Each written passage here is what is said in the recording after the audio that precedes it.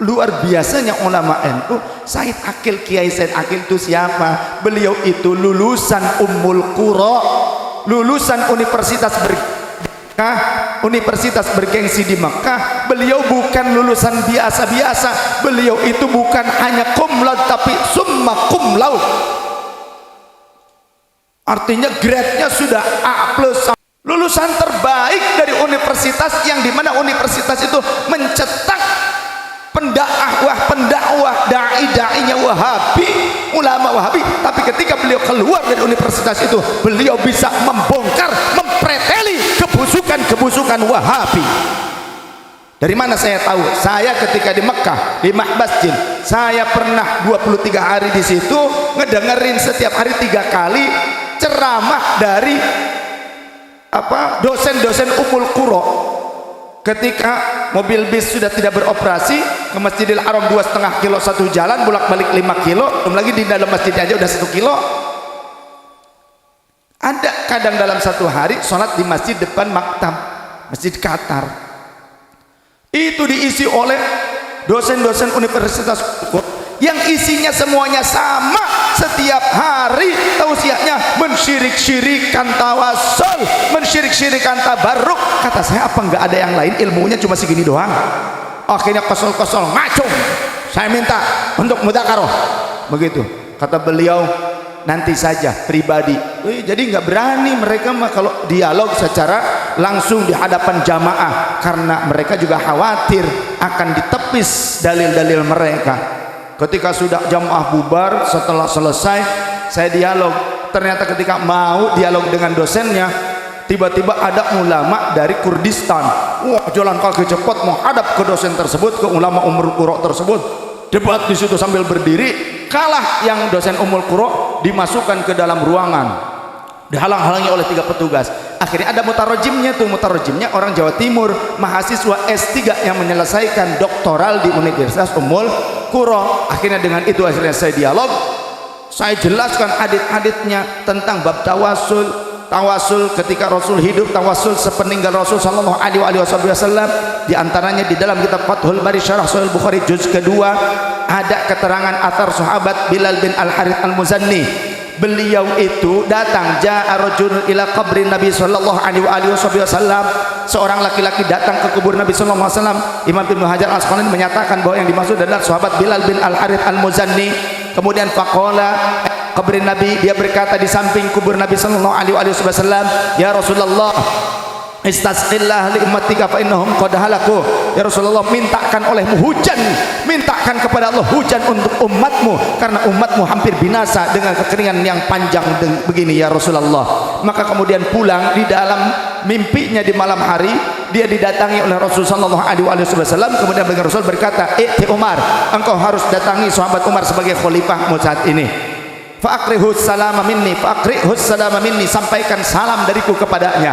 Kemudian fa'akhbirhum, maka kabarkan kepadanya, innakum masqiyuna, sebentar lagi kalian akan dicurahi hujan oleh Allah Subhanahu wa taala." Beliau kemudian bangun di pagi hari setelah selesai sholat subuh, mendatangi sang khalifah. Disampaikan seperti itu, sang khalifah nangis. Fabaka Umar, Sayyidina Umar nangis karena apa? Bukan karena menyalahkan sahabat Bilal bin Al-Harith Al-Muzanni, bukan, tapi sahabat Umar merasa bersalah. Dia seorang khalifah tapi belum berupaya untuk menolong warganya di Madinah yang kekeringan. Beliau sih kuat, sabar, zuhud, tapi umatnya belum tentu kuat sekuat beliau. Maka kemudian beliau mengutus orang-orang untuk membawa surat-surat permohonan bantuan ke gubernur-gubernurnya di Kufah, di Basrah, di Syam, di Mesir dan yang lainnya, supaya apa? Memberikan bantuan ke Madinah dan Makkah pada saat itu. Kemudian beliau mengajak umat untuk beristighfar, bukan sholat istisqa, tapi memperbanyak istighfar. Orang-orang bingung, ya Khalifah, kenapa engkau hanya mengajak kami beristighfar? Kan Allah mengatakan dalam Al-Quran, istaghfiru rabbakum innahu kana ghaffara yursilis samaa. Kan seperti itu. Oh iya, kami kelalen begitu. Nah, kemudian beliau berdoa, yang doanya termaktub di dalam Sahihul Bukhari juz 1 nomor hadis 1010. Allahumma inna kunna natawassalu ilaika binabikal karim fatasqina wa inna kunna natawassalu ilaika bi ammi nabina fasqina faqala fayusqawna. Ya Allah, sungguhnya kami berkumpul kepada Engkau saat ini bertawassul dengan nabimu yang mulia, dengan wasilah nabimu yang mulia, pakai bi di situ sama dengan bihi, bahkan di sini langsung bin nabiyina atau di binabikal karim, dengan nabimu yang mulia maka Engkau turunkan hujan kepada kami, dan kami pun kini berkumpul bersama meminta kepada Engkau bertawassul dengan wasilah paman nabi kami, yakni Sayyiduna Abbas radhiyallahu anhu yang masih hidup pada saat itu, maka berikan kami hujan ya Allah, turunkan hujan kepada kami. Faqala, menurut sang perawi, fayusqawna, gak pakai lama, GPL langsung turun hujan. Dan saya sudah buktikan hadis ini ketika musim kemarau, saya buktikan hadis ini depan rumah saya doa, ternyata malam, tengah malam hujan gede. Pada saat pengajian ibu-ibu, Bu percaya tidak dengan ini, ibu tinggal aminin, saya doa ternyata hujan, ibu-ibu bucis kabeh. Oh begitu, itu musim kemarau ya. Maka jangan cem-macem dengan NU, karena apa? NU ini meyakini nilai-nilai hikmah, nilai-nilai rahasia, nilai-nilai spiritual dari Allah Subhanahu wa taala, termasuk nilai-nilai tawassul, kekuatan tawassul, kekuatan tabarruk. Ahlus sunnah wal jamaah menjadikan itu semua sebagai salah satu pertahanan bagi kita dan juga bangsa kita. Jadi Indonesia diberikan kemakmuran, keberkahan oleh Allah, juga diantaranya karena berkah doa-doa yang senantiasa dipanjatkan oleh kaum Nahdliyin dengan tawassul dan tabarruknya, sehingga Allah memberikan limpahan rahmat dan keberkahan kepada bangsa Indonesia karena berkah dari orang-orang Nahdliyin yang selalu bertawassul dan bertabarruk.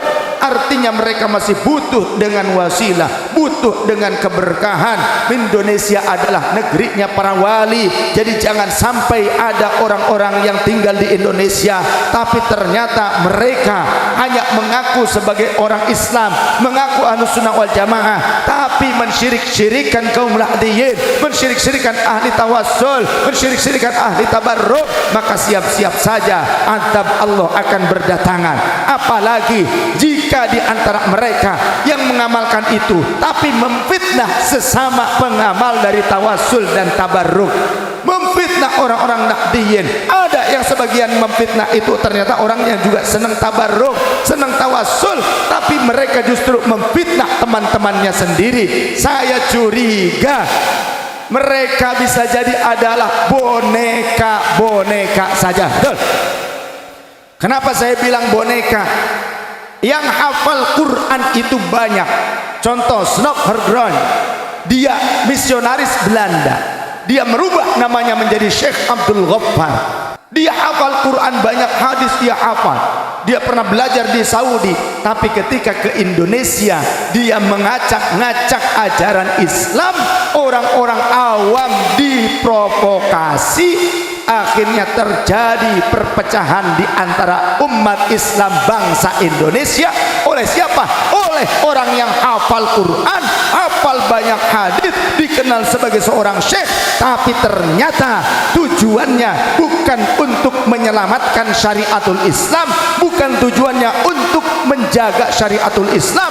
Walaupun propagandanya, jargonnya kita murnikan ajaran ini, tapi kenyataannya malah mendegradasi dan mengikis ajaran-ajaran Islam. Hati-hati dengan orang yang seperti itu, dan itu sudah ada sampai sekarang, dari dulu sampai sekarang sudah ada. Maka NU hadir di negeri kita sebelum NKRI menjadi negara kesatuan Republik Indonesia. Sebelum Indonesia menjadi NKRI, menjadi suatu negara, maka NU sudah lahir untuk apa? Untuk melawan penjajahan-penjajahan berikut misionaris-misionaris yang disusupkan ke dalam tubuh Islam ke Indonesia. Hafal Quran, hafal banyak hadis, tapi mereka ngacak-ngacak ajaran Islam, mereka menipu orang-orang awam. Maka bangkitlah, lahirlah NU pada saat itu, menjaga menjaga Islam Ahlus Sunnah wal Jamaah yang valid. Karena apa? Menjaga ilmunya dengan silsilah ilmu yang muttasil sampai Rasul sallallahu alaihi wasallam, dan NU hadir untuk berjuang mendapatkan kemerdekaan bangsa dan negara ini. Halo, sallu ala Nabi Muhammad.